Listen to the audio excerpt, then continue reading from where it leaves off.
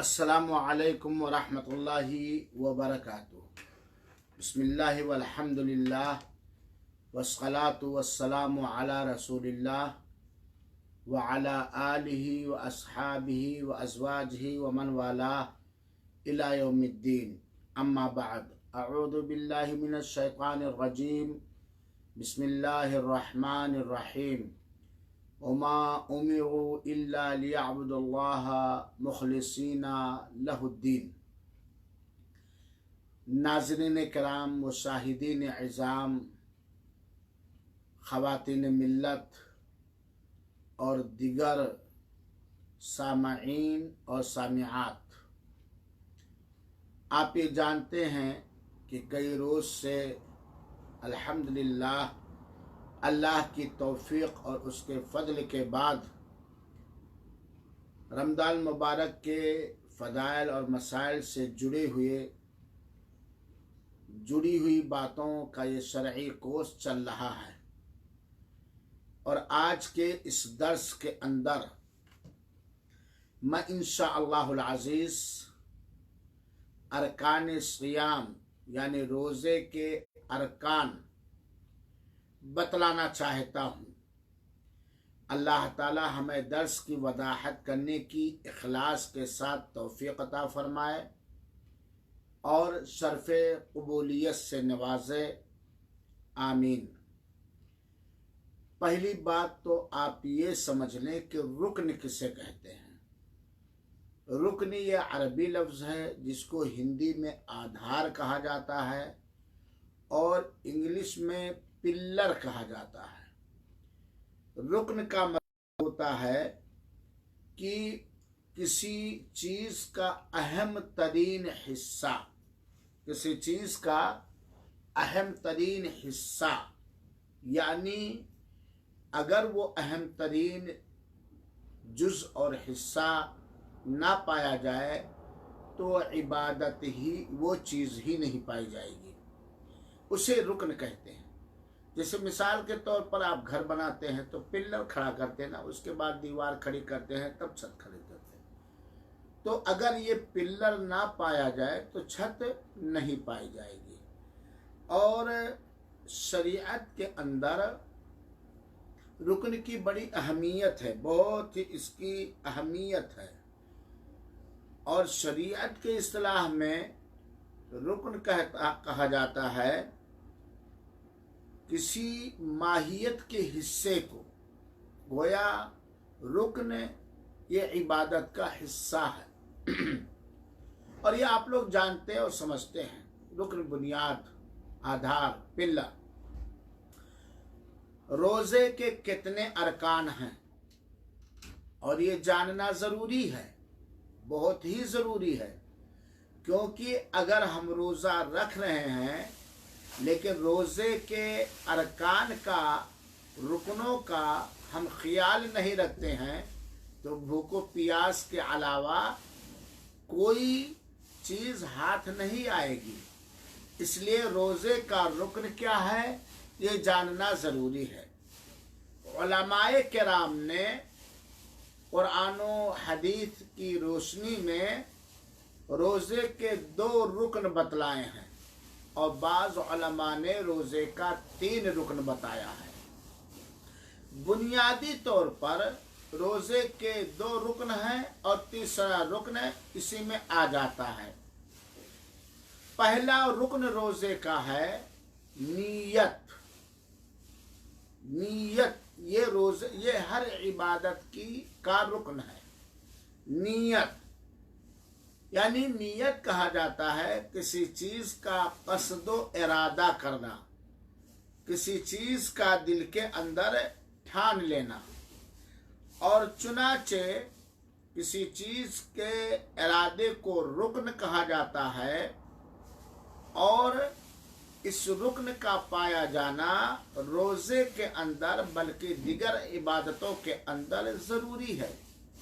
उसको यूँ समझिए कि एक आदमी वैसे नहीं खाता है, सुबह सादिक से लेकर के सूरज के डूबने तक न खाता है न पीता है, लेकिन आप खुद समझें कि उसकी नीयत अगर रोज़े की नहीं है तो रोज़ा होगा?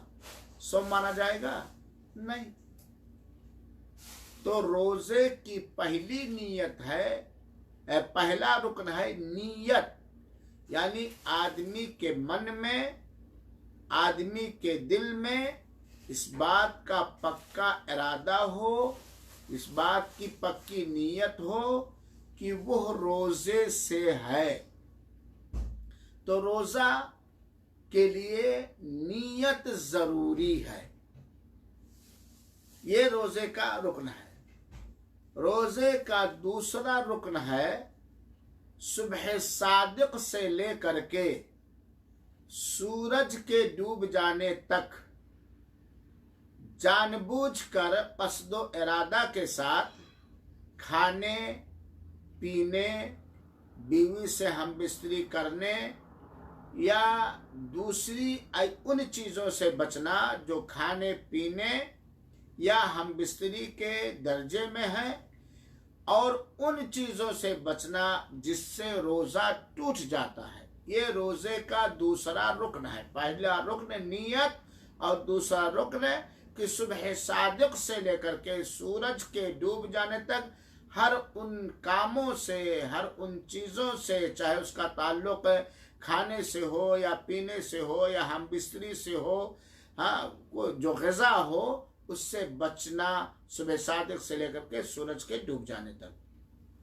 कुछ उलमाए किराम ने रोज़े का तीसरा रुकन भी बतलाया है, और वो है दिन का होना।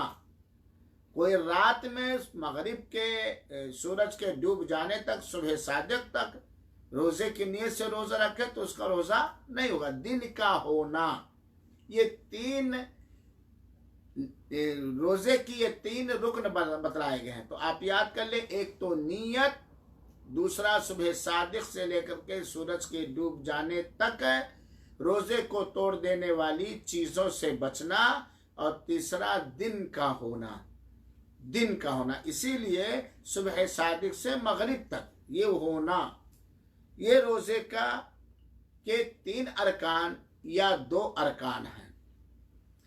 आइए थोड़ी तफसील के साथ नीयत के बारे में हम जान लें। रोज़े की नीयत करना, आप ये समझिए कि आप ये रोज़ा किसके लिए रख रहे हैं। क्या अपनी सेहत बनाने के लिए, या अल्लाह की किसी मखलूक के यहाँ तारीफ और नाम हासिल करने के लिए, या घर में है ही नहीं खाने का? किसके लिए आप ये रोज़ा रख रहे हैं? जाहिर सी बात है, आपका जवाब यही होगा कि ये मैं रोज़ा अल्लाह ताला को खुश करने के लिए रख रहा हूँ। अल्लाह ताला की इबादत के तौर पर अल्लाह को राज़ी करने के लिए, और अल्लाह ताला के यहाँ से जो रोज़ा रखने पर अजर सवाब का वादा फरमाया गया है, उस अजर सवाब को हासिल करने के लिए। तो गोया हमारी इस नीयत के अंदर कि ये रोज़ा हम रख रहे हैं, इसमें इखलास पाया जाना चाहिए। इखलास, खालिसपन, और इखलास कहते हैं जिसमें किसी दूसरी चीज की मिलावट और आमेजिश ना हो। मिसाल के तौर पर बहुत ध्यान से सुनिएगा। मिसाल के तौर पर आपने अपनी बकरी के दूध से धन को धुलकर और उसको सुखा लिया आपने, और बकरी के थन से दूध निकाला, तो बकरी और जिस प्लेट में निकाला उस प्लेट में भी न कोई जर्रा है, न कोई मिट्टी है, न कोई पानी, बिल्कुल उसको भी साफ कर लिया। तो बकरी के थन से निकला हुआ दूध ये खालिस दूध माना जाएगा, ओरिजिनल। लेकिन अगर उस दूध के अंदर 1 बाल्टी दूध के अंदर सुई के नोक के बराबर पानी मिला दिया जाए, तो पानी की मिलावट की वजह से वो दूध खालिस नहीं होगा। अब तो आपके समझ में इखलास का मतलब आ गया होगा। यानी हमारी नीयत हो कि ये इबादत रोजे की शक्ल में अल्लाह के हुक्म से अल्लाह की इबादत के खातिर अल्लाह ही के लिए हम कर रहे हैं, ना माँ बाप के डर से, ना समाज के डर से, ना रोजेदार कहने के लालच में या नाम और शोहरत के लिए नहीं, बिल्कुल खालिस अल्लाह ताला ही के लिए हम रोजा रख रहे हैं। हमारा मामला अल्लाह से है। इस रोजा रखने में हमारी नीयत या नमाज पढ़ने कोई भी इबादत ये अल्लाह ही के लिए है। और जो चीज अल्लाह ही के लिए हो उसमें किसी भी चीज की मिलावट अगर हम करेंगे तो वो इबादत रद्द कर दी जाएगी और वो इबादत कबूल नहीं होगी। चुनाचे अल्लाह ताला ने फरमाया है, और ये आप लोगों को अच्छी तरीके से याद है, सूरह बय्यना की आयत नंबर 4 के अंदर अल्लाह ताला ने फरमाया, वमा उमिरू इल्ला लियअबुदुल्लाह मुखलिसीना लहुद्दीन। सारे लोगों को यही हुक्म दिया गया है, अल्लाह ताला की जानिब से सारे लोगों को यही हुक्म दिया गया है, वमा उमिरू इल्ला लियअबुदुल्लाह, कि सिर्फ और सिर्फ खाली अल्लाह ही की इबादत करें। और रोजा ये इबादत है। किसकी इबादत करें? अल्लाह ही की इबादत करें। मुखलिसीन लहुद्दीन, उसके लिए दीन को खालिस करते हुए, उसके लिए दीन को खालिस करते हुए। तो इस आयत करीमा से ये बात मालूम हुई कि अल्लाह ताला ने हमें और आपको सिर्फ और सिर्फ अपनी इबादत के लिए पैदा फरमाया है। और रोजा, नमाज, हज, ज़कात या कोई भी नेक काम जिसका अल्लाह के रसूल अकरम सल्लल्लाहु अलैहि वसल्लम से करने का सबूत फराहम होता है, मिलता है, वो इबादत है। चाहे वो अक़वाल हो, चाहे वो अमाल, ये सिर्फ किसके लिए? अल्लाह ताला के लिए, अल्लाह ताला ही के लिए इबादत हो। और इसी तरह आप जानते हैं सही बुखारी शरीफ की वो रिवायत जिसे इमाम बुखारी रहमतुल्लाह अलैह ने अपनी किताब के पहली हदीस किया, और ये रिवायत मुत्तफ़क़ अलैह है। अल्लाह के रसूल अकरम सल्लल्लाहु अलैहि वसल्लम ने फरमाया, इन्नमल अअमालु बिन्नियात, सारे अमलों का बेस, बुनियाद, दारो मदार नीयत पर है। और नीयत वो इबादत है, और हर इबादत का वो रुकन है जिसके बारे में मुकम्मल इल्म सिर्फ और सिर्फ उस ज़ात अक़दस को है, जिस ज़ात ने अपने बंदों को सिर्फ अपनी बंदगी के लिए पैदा फरमाया। और वो ज़ात कौन है? अल्लाह ताला। इस वक्त मैं तकरीर कर रहा हूँ, नीयत के बारे में आप लोगों को समझा रहा हूँ। हमारा इरादा क्या है, हमारा अज़्म क्या है, हमारी नीयत क्या है, इसे अल्लाह ताला ही जानता है, या तो मैं जानता हूँ, या तो मैं जानता हूं कि मैं आप लोगों से तारीफ हासिल करने के लिए या दिखावे के लिए कराऊं कि अल्लाह ताला की इबादत के तौर पर मैं ये काम कर रहा हूं। इन्नमल अअमालु बिन्नियात, सारे अमलों का दारो मदार नीयत पर है। व इन्नमा लिकुल्लि इम्रिइन मा नवा, और हर आदमी के लिए वही चीज है जिसकी उसने नीयत की। यानी अगर अल्लाह की इबादत, अल्लाह की खुशनुदी हासिल करने के लिए, अल्लाह को राजी करने के लिए किया है, जो अल्लाह जानता है या करने वाला, तो इंशाअल्लाह अल्लाह उससे राजी होगा, अल्लाह उसकी इबादत को कबूल करेगा और रजामंदी उसे मयसर होगी। लेकिन अगर उसने अल्लाह की किसी भी मखलूक के लिए किया या दुनिया की कोई मनफात और कोई फायदा हासिल करने के लिए किया, या दुनिया से किसी खतरात और किसी खदशात और किसी नुकसान से बचने के लिए किया, तो हो सकता है बच जाए, लेकिन ये इबादत नहीं होगी। तो सारे अमलों की बुनियाद नीयत पर है, और ये नीयत बहुत ही अहम चीज है हर इबादत के अंदर। नीयत के ताल्लुक से एक बात आप और जान लें कि नीयत ये बहुत ही आसान इबादत और अल्लाह ताला का हुक्म है, और नीयत की जगह दिल है। कोई भी इबादत हो, कोई भी बंदगी हो, उसकी जगह दिल है। और आप भी अपनी जबान में कहते हैं दिल में ये नीयत थी, दिल में ये इरादा था, दिल में ये हौसला था, दिल में ये उमंग था। तो मैं ये बतलाना चाहता हूं, बड़े गौर से नीयत कहां से की जाएगी? जबान से कि आंख से कि कान से? अल्लाह ताला ने हमें और आपको अपनी मेहरबानी के जरिया जिस्म के अंदर बहुत सारे आज़ा और जवारे हैं और अंग दिया है, और हर अंग का काम, हर अज़ू का काम अलग अलग से है। आंख से एक बंदा देखता है, कान से एक बंदा सुनता है, जबान से एक बंदा बोलता है, दिल में सोचता है, अज़्म करता है, इरादा करता है। अब अगर कोई कहे कि तुम आंख से देखो और तुम कान से देखो और आंख से सुनो, या आपके पास कोई आए और कहे अल्लाह की कसम मैंने अपने कान से देखा है, तो आप कहेंगे ये कोई पागल और दीवाना और अहमक मूर्ख आदमी है। कान से भी कोई देखता है? देखने के लिए तो अल्लाह ताला ने आंख दिया है। ऐसे ही किसी चीज के होने या ना होने, या करने या ना करने का अज़्म और इरादा जबान पर नहीं होता है, बल्कि कहाँ होता है? दिल पर होता है, दिल में ये इरादा होता है। तो नीयत की जगह दिल है, और दिल ही से नीयत की जाएगी।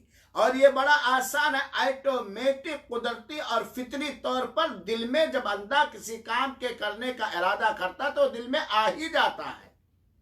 आपको प्यास लगी, दिल में इरादा पैदा होता है ना कि चलो भाई फ्रिज से पानी निकाल करके पी लिया जाए। कि आप कहते हैं जबान से कि मैं पानी पीने का इरादा करता हूं। हाँ, किसी से मांगना है, आप किसी के यहाँ मेहमान गए तो अलग बात है, लेकिन मेहमान भी अगर पानी रख दे और पानी पीना, आपने गिलास उठाया तो आपका इरादा ऑटोमेटिक बन जाता है कि मैं पानी पीना चाहता हूं। तो नीयत की जगह दिल है, जबान नहीं है। हमारे हिंदू पाक के अंदर जो बहुत सारी इबादतों में लफ्ज के साथ जबान से नियत करते हैं, वो नियत अल्लाह के रसूल अकरम सल्लल्लाहु अलैहि वसल्लम से साबित नहीं है। मैं अभी दलील देता हूँ। चुनाचे हमारे यहाँ नमाज पढ़ते हैं तो कहते हैं मैं नियत करता हूँ 4 रकात नमाज पढ़ने के, कबिला रुख होकर के, दाएं बाएं, जो भी कहते हैं। और रोजे की भी इस तरह नियत मैकों में कराई जाती है। मेरे भाइयों, जबानी नियत का शरीयत के अंदर कोई एतबार नहीं है।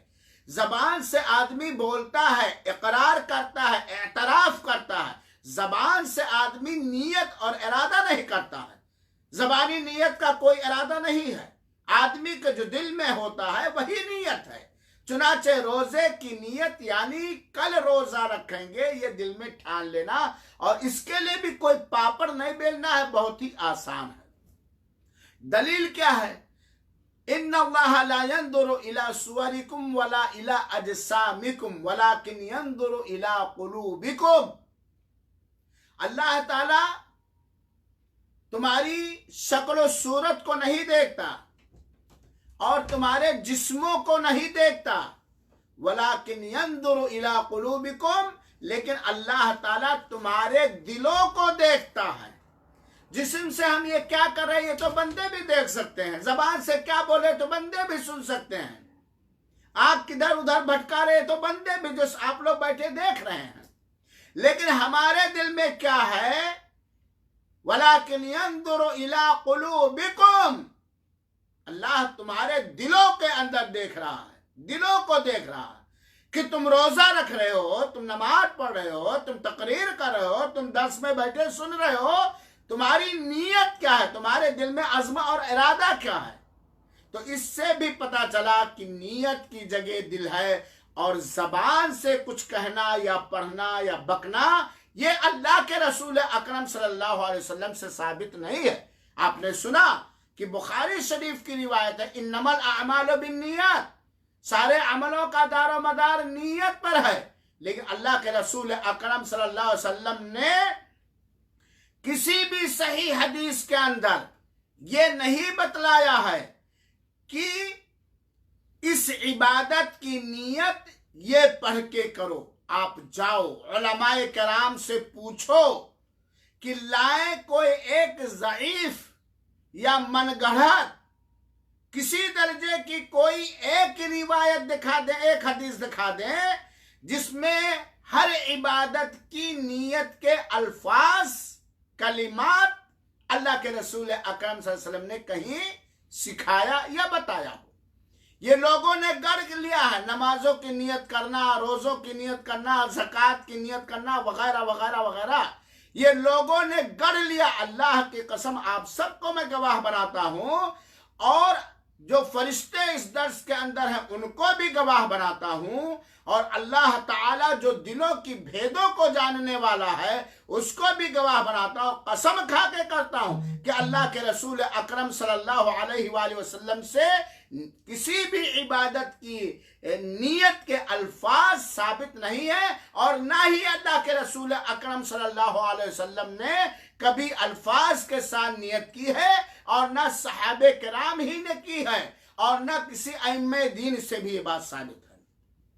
तो नियत की जगह दिल है, और नियत किसी इबादत के करने या ना करने का इरादा दिल के अंदर किया जाएगा।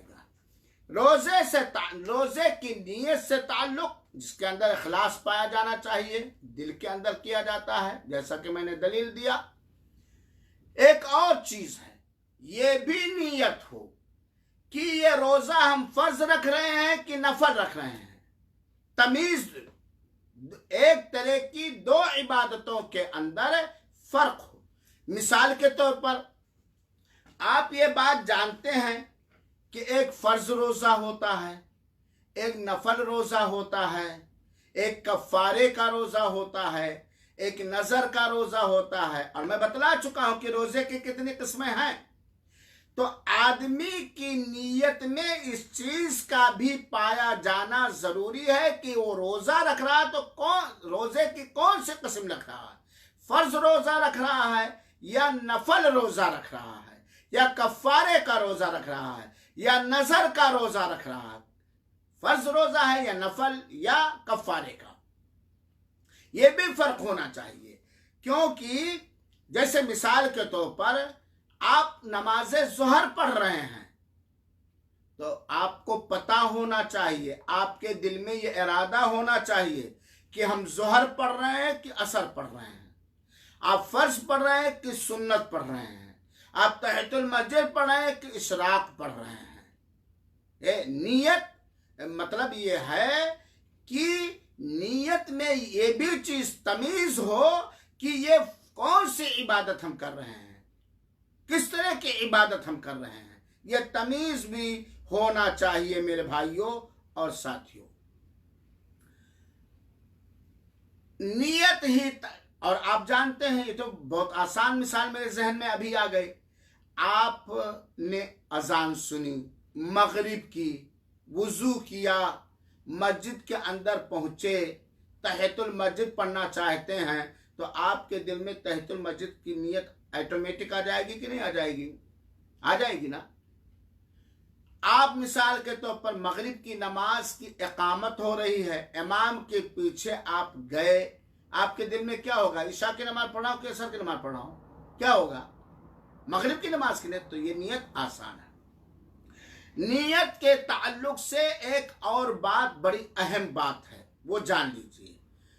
देखिए, आपको मैंने बतलाया है कि कुछ फर्ज रोजे हैं, चाहे वो रमजान का रोजा हो या रमजान के छोटे हुए रोजों की कज़ा हो या कफ़ारे का रोजा हो या नजर का रोजा हो, ये सब रोजे फर्ज हैं।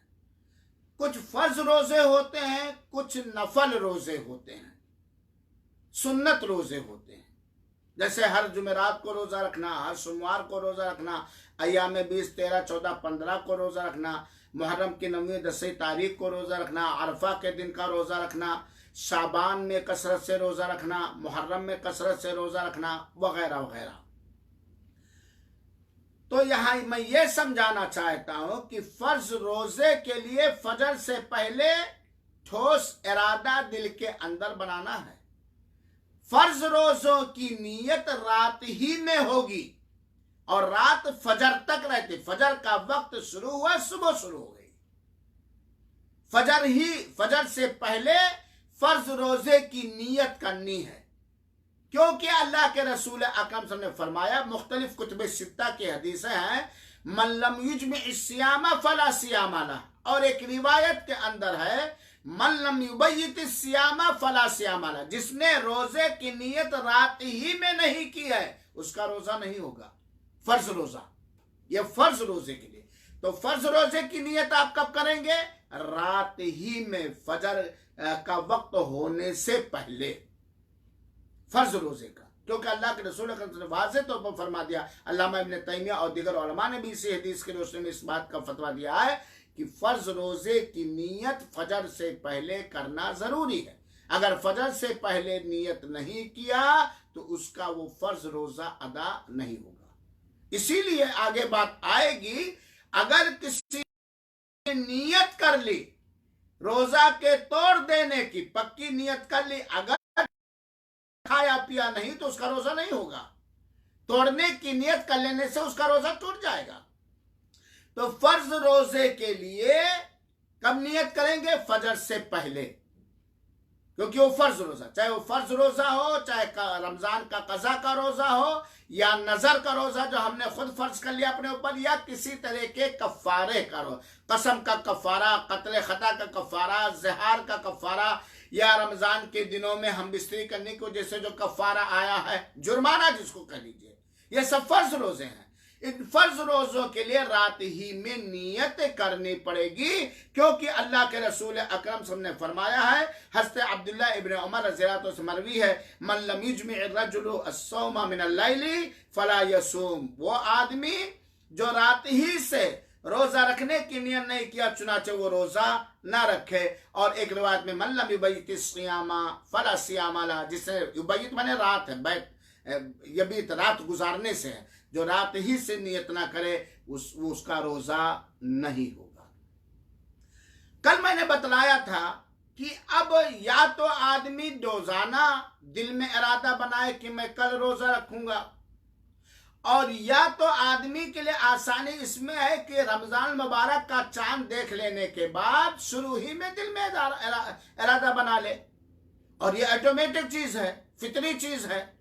अब बीच में अगर तोड़ा है तो फिर वो दिल में रोजे की नियत का इरादा करेगा। तो अगर किसी शख्स ने रमजान मुबारक का चांद देखने के बाद दिल में इरादा बना लिया कि पूरे रमजान का मैं रोजा रखूंगा, तो डेली उसको नियत करने की जरूरत नहीं है, बिल्कुल नहीं है, क्योंकि उसकी नियत तो पहले से मौजूद है।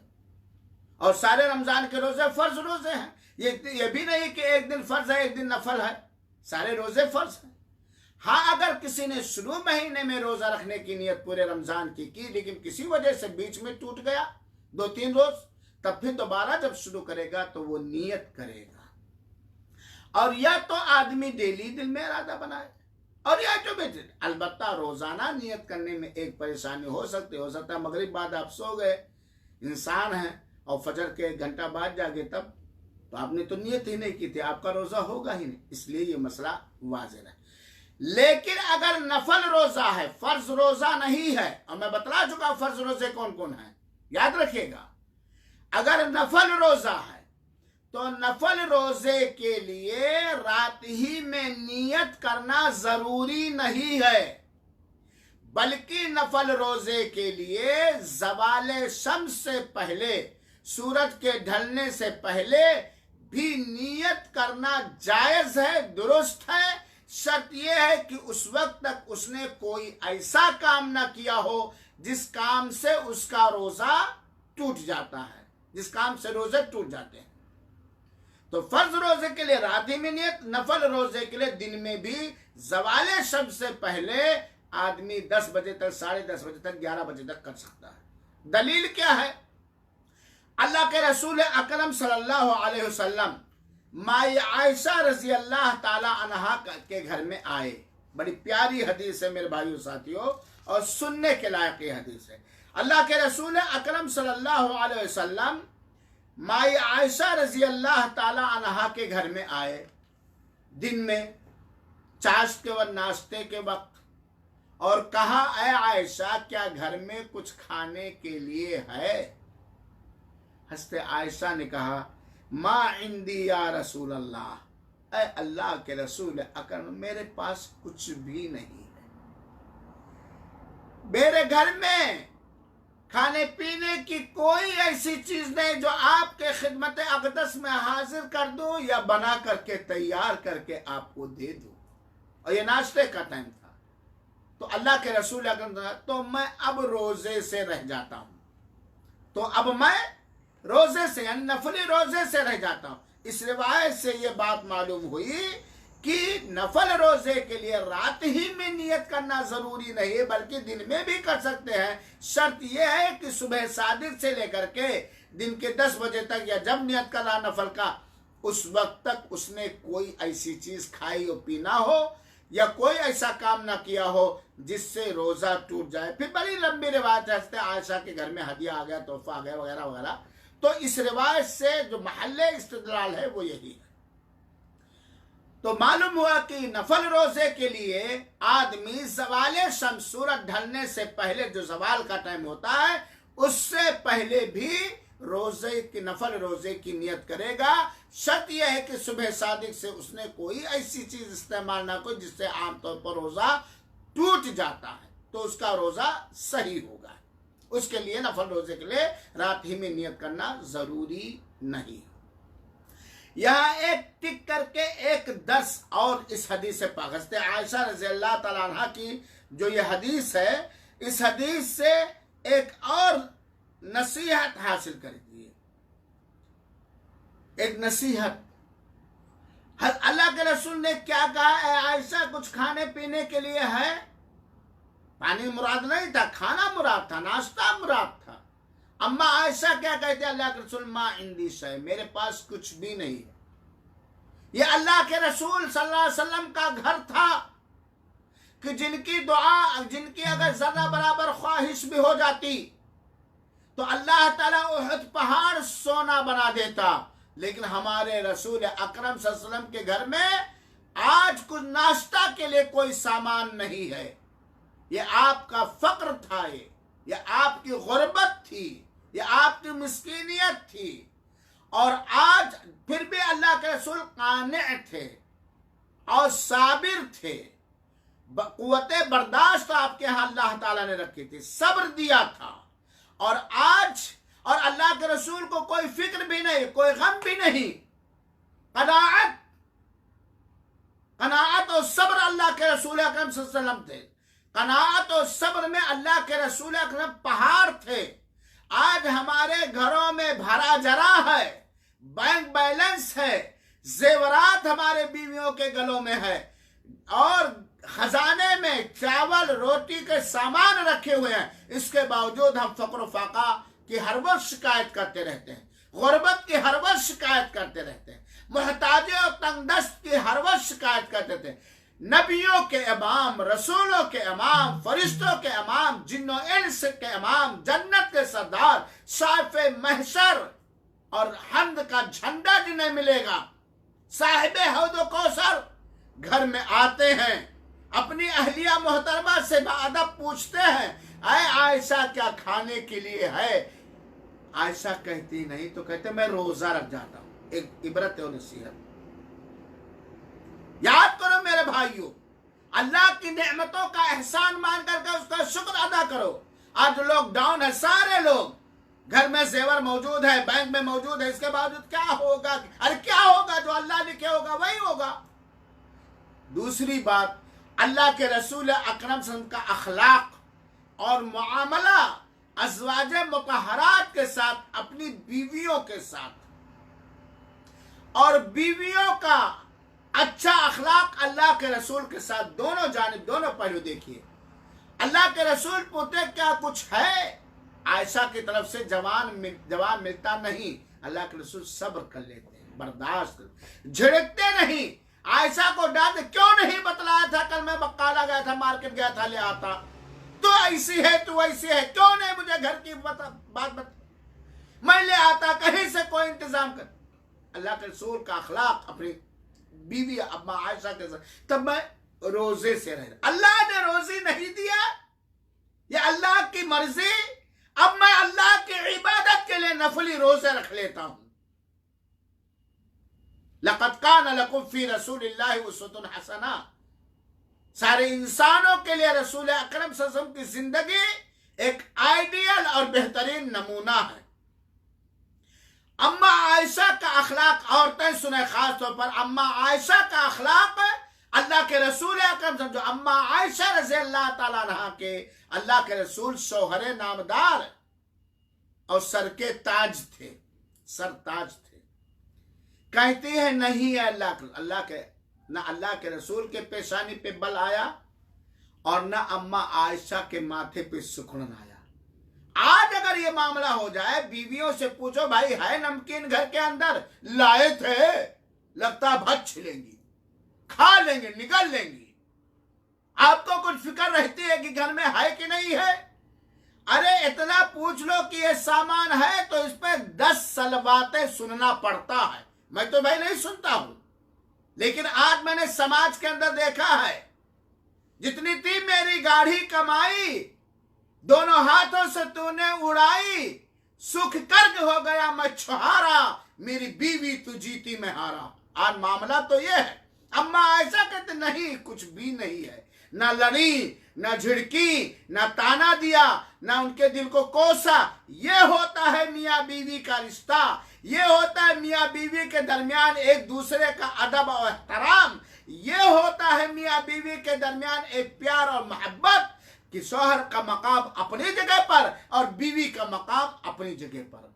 और इसके अलावा बहुत सारी इस हदीस के अंदर इबरतें जिसको एक मुस्तकिल दर्स दिया जा सकता है।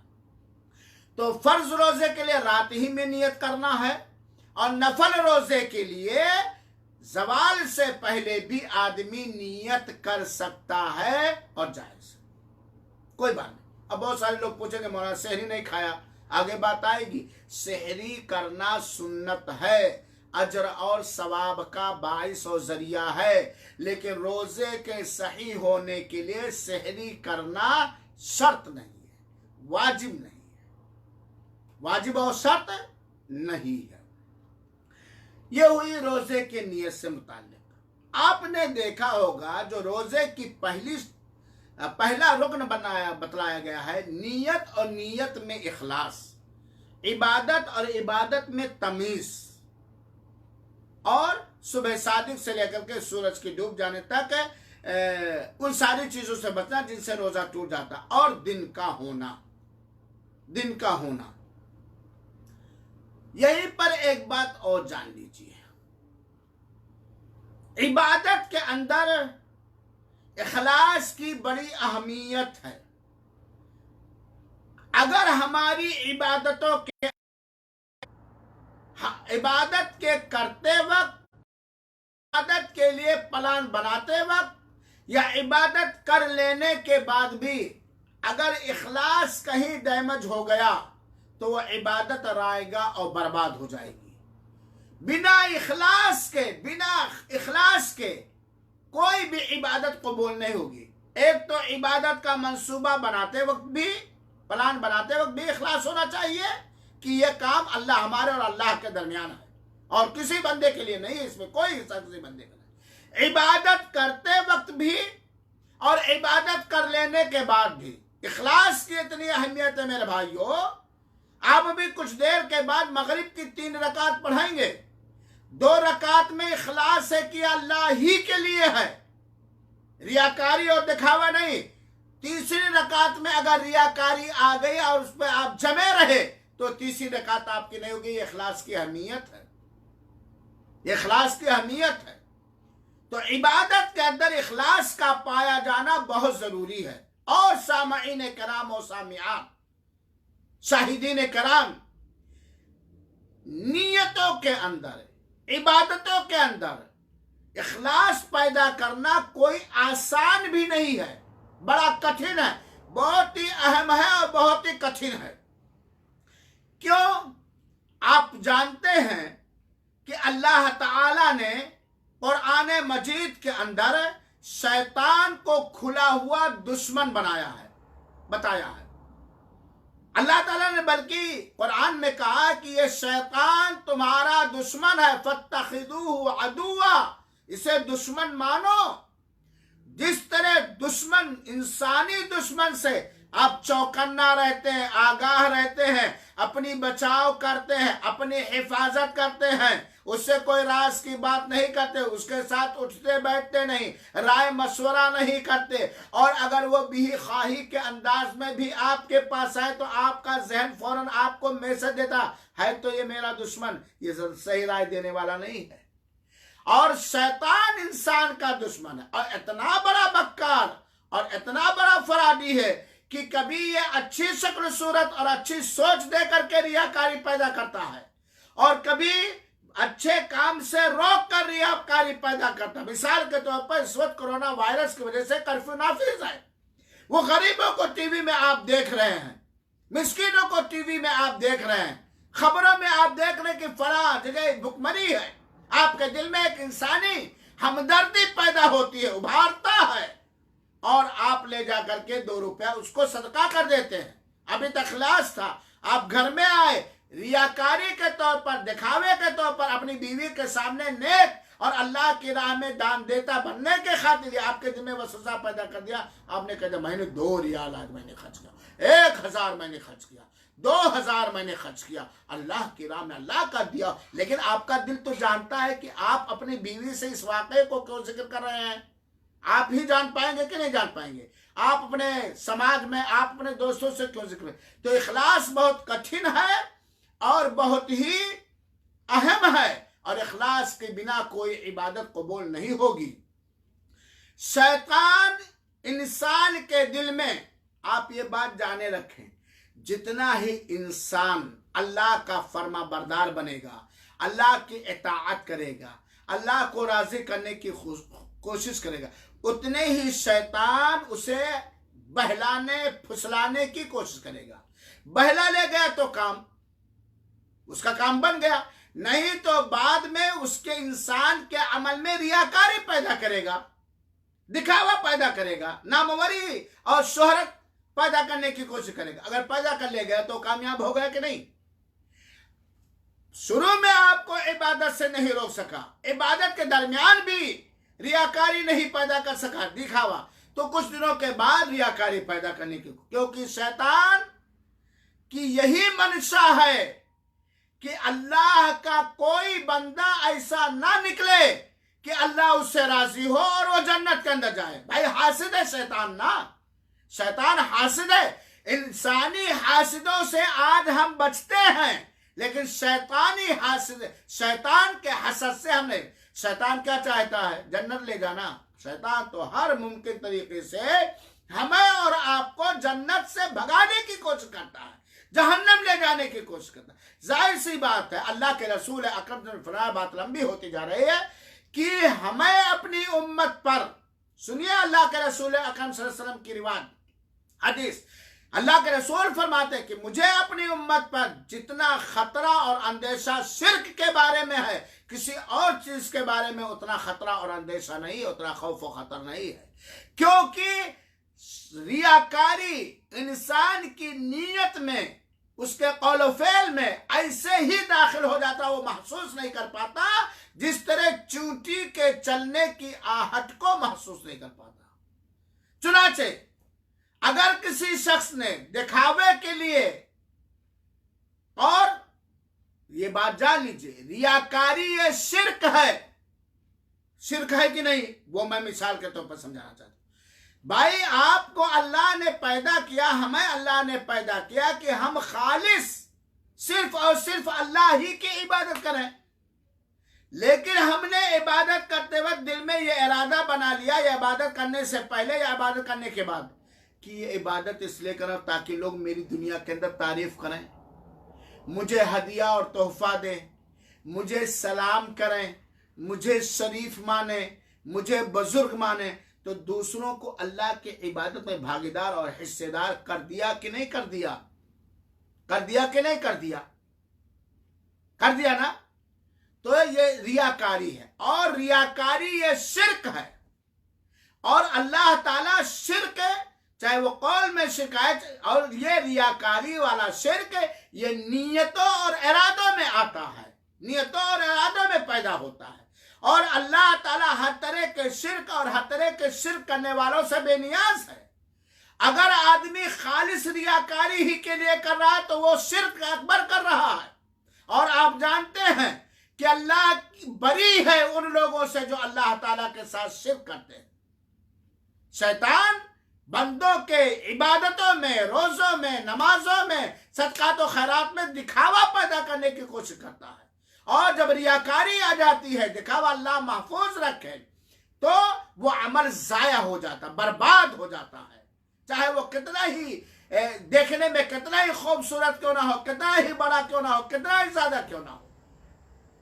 इसीलिए हमारे रसूल अकरम सल्लल्लाहु अलैहि वसल्लम, मुसलमानों जरा गौर से सुनिएगा, हमारे रसूल अकरम सल्लल्लाहु अलैहि वसल्लम हमेशा ये दुआ पढ़ा करते थे, अल्लाहुम्मा इन्नी अऊदु बिका मिन अन उश्रिका बिका शैआ व अना आलम व अस्तगफिरुका लिमा ला आलम। ऐ अल्लाह, मैं तेरे जरिया से इस चीज से पनाह मांगता हूँ, हिफाजत मांगता हूँ, बचाव मांगता हूँ कि मैं जानबूझकर कस्दो इरादा के साथ तेरे साथ कुछ भी शरीक करूं, और इस चीज से भी पनाह मांगता हूं, हिफाजत मांगता हूं, बचाव मांगता हूं कि मैं अनजाने में तेरे साथ शिर्क करूं। और अगर कोई शख्स सोते वक्त 4 बार कुल या अय्युहल काफिरून पढ़ लिया तो ईमान के साथ, यकीन के साथ, दिल के हाजिरी के साथ, तो इंशाअल्लाह वो शिर्क से महफूज रहेगा।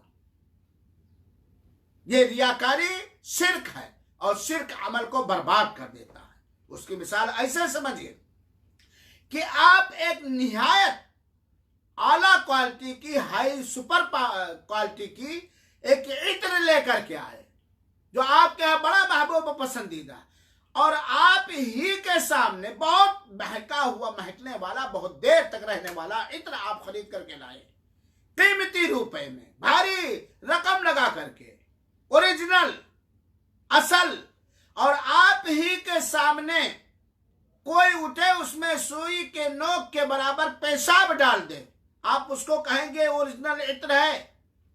कहेंगे वो इत्र, ना आप ओरिजिनल कहेंगे, ना उसे पाक मानेंगे, ना उसे इस्तेमाल करेंगे।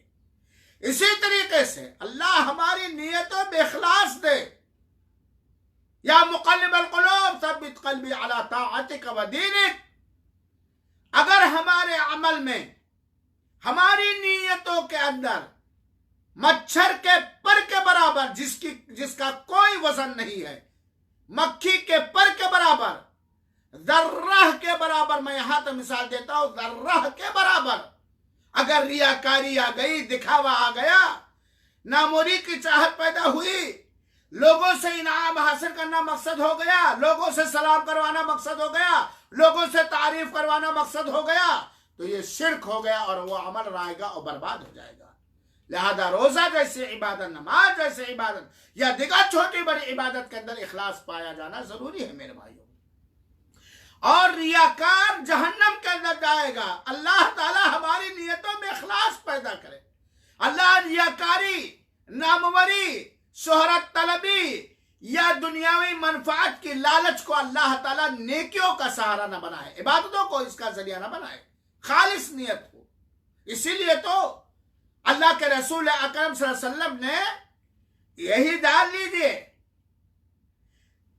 दीन के 3 मरातिब हैं, इस्लाम, ईमान, एहसान।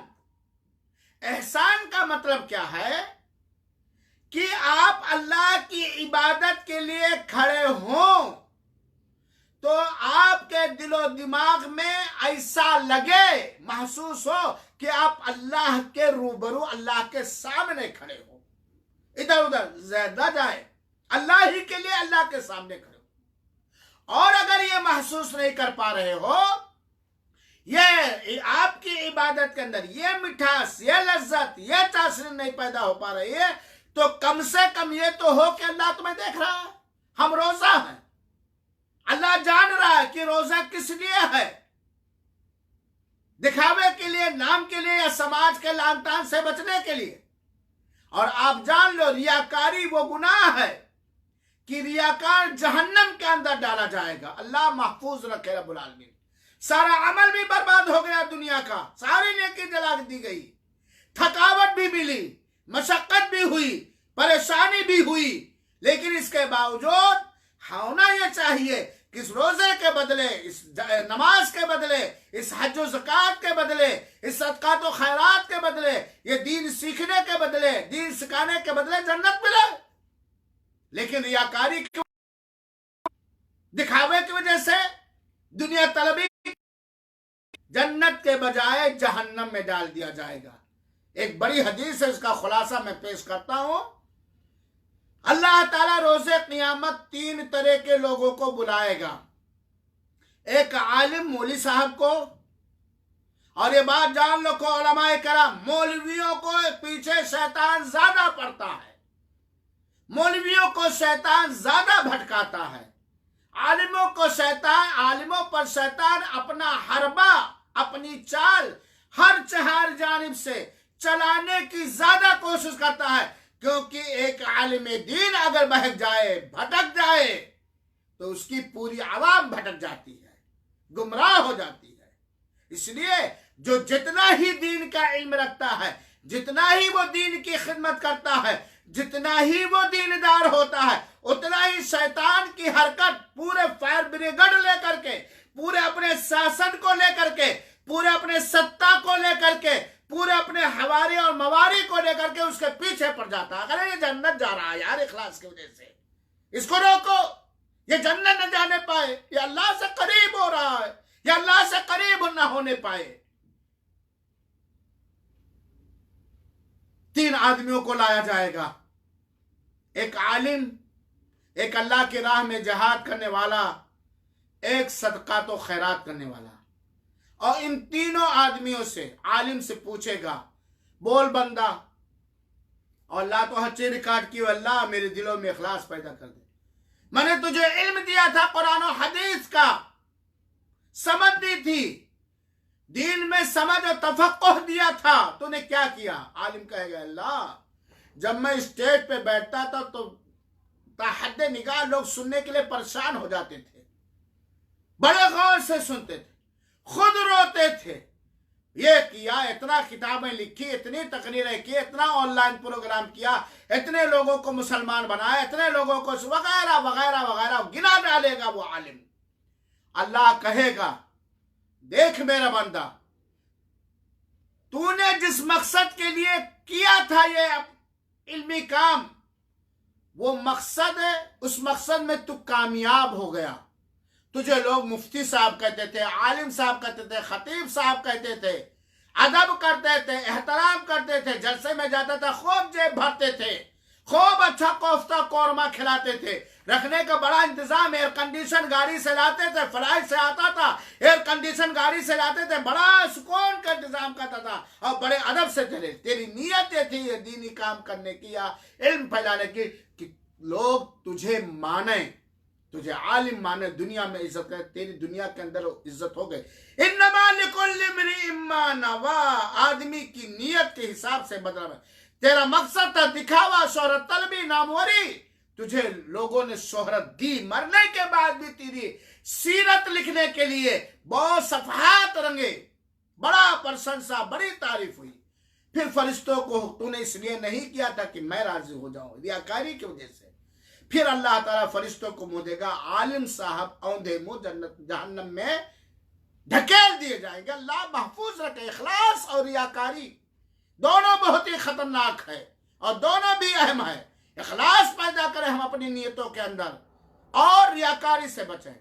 एक मालदार को लाया जाएगा, अल्लाह कहेगा, अपनी नेमतों का पहचान करवाएगा, मैंने तुझे ये नेमत दी थी कि इतना मदरसा बनाया, इतना मस्जिद बनाया, इतने गरीब बच्चों की शादी की, रिलीफ इतना बांटा और ये किया वो किया वो किया। अल्लाह कहेगा, जा, तुझे दुनिया के अंदर मिल गया जिसके लिए तू करता था। तुझे लोग धन्ना सेठ कहते थे, फयाज कहते थे, दरिया दिल कहते थे, फकीर तेरे दरवाजे पर लाइन लगाते थे। खूब नाम तूने दुनिया के अंदर अपने मेरे दिए हुए माल से कमाया। दुनिया के अंदर तेरी नियत के हिसाब से जो कुछ तूने किया जा तेरा बदला मिल गया। अब आखिरत में तेरा कोई हिस्सा नहीं। फरिश्तों को हुक्म देगा औंधे मुंह, वो अल्लाह की राह में खर्च करने वाला मालदार मुसलमान जहन्नम के अंदर धकेल दिया जाए।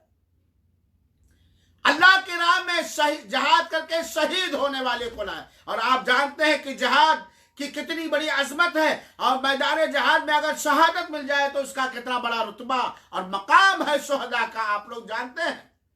अल्लाह ताला कहेगा मुझे तुझे पहलवान दिया था, घुड़सवारी सिखाया था, ऊंट दौड़ाना सिखाया था, तलवार चलाना सिखाया था, पहलवानी और हिम्मत और सजात और बुर्दबारी तुझको दी थी। तूने क्या किया इन नेमतों के पादाश और बदले में? वो अल्लाह की राह में जिहाद करते हुए शहीद हो जाने वाला कहेगा अल्लाह तू जानता है मैं जिधर रुख करता था सफाया करा चलता था, जिधर भी हाथ उठाया मैदान क्लियर हो गया। मैं जिस जंग में भी गया मैंने मैदान को जीता। तो जानता है अल्लाह ताला।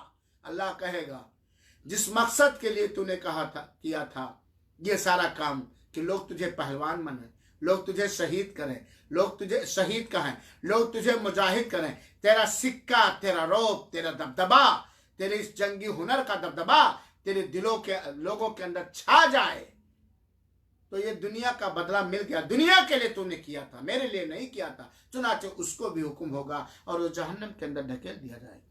ये इल्म सीखना और सिखाना, अल्लाह की राह में खर्च करना, एलाए कलिमतिल्लाह के खातिर अल्लाह की राह में जान को अल्लाह के हवाले कर देना, कितना अजीम तरीन काम है मेरे भाइयों। तो सदका जारिया का काम है, लेकिन इसके बावजूद तो उसने मेहनत भी किया। इन तीनों ने बहुत मेहनत किया, इन तीनों ने, और किया भी लोगों ने, लेकिन रियाकारी नीयत में रियाकारी थी, दिखावा था।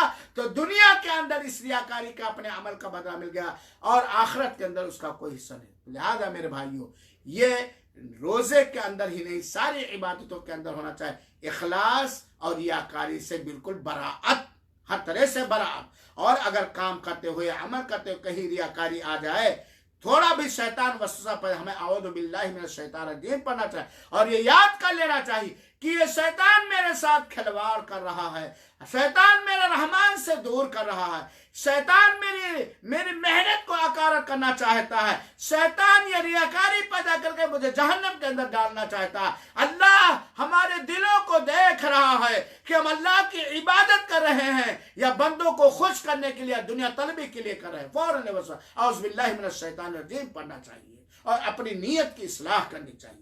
तो ये हुए रोजे के अरकान से मुतालिक चंद हम बातें जिसमें चूंकि जुड़ा हुआ था इखलास, वो भी मैंने बता दिया। अल्लाह रब्बुल आलमीन से दुआ है कि रब्बुल आलमीन तो हमारे दिलों का मालिक है, हमारे दिल तेरे दो उंगलियों के दरमियान है, तो हमारे दिलों को जिधर चाहता फेरता। रब्बुल आलमीन तो हमारी नीयतों में इखलास दे, कौल फ़िल में इखलास दे। रब्बुल आलमीन तो हमें रियाकारी से बचा, शोहरत तलबी से बचा, नामोरी से बचा। रब्बुल आलमीन अगर किसी अमल में बचपने में या कभी भी कोई रियाकारी आ गई तो माफ़ फरमा दे। मौला हमारी नीयतों में इखलास पैदा कर दे, हमारी बातों में इखलास पैदा कर दे, हमारे आमाल में इखलास पैदा कर दे। और रियाकारी से मुझे ऐसे ही नफरत दे दे जैसे सड़े हुए खिंजीर के गोश्त से, सुअर के गोश्त से हमें नफरत है। मौला तू हमारे दिलों में इखलास पैदा कर दे, तौहीद पैदा कर दे, इबादतों का शौक़ और मोहब्बत पैदा कर दे और हर तरह की अल्लाह ताला हमारी हिफाजत फरमा, हमारे दिलों की हिफाजत फरमा और कबूल फरमा। आमीन। वसल्लल्लाहु वसल्लिम अला नबीना मुहम्मदिन व अला आलिहि व अज़वाजिहि व अस्हाबिहि अजमईन व आखिरु दअवाना अनिल हम्दुलिल्लाहि रब्बिल आलमीन। वस्सलामु अलैकुम व रहमतुल्लाहि व बरकातुहू व जज़ाकुमुल्लाहु खैरा।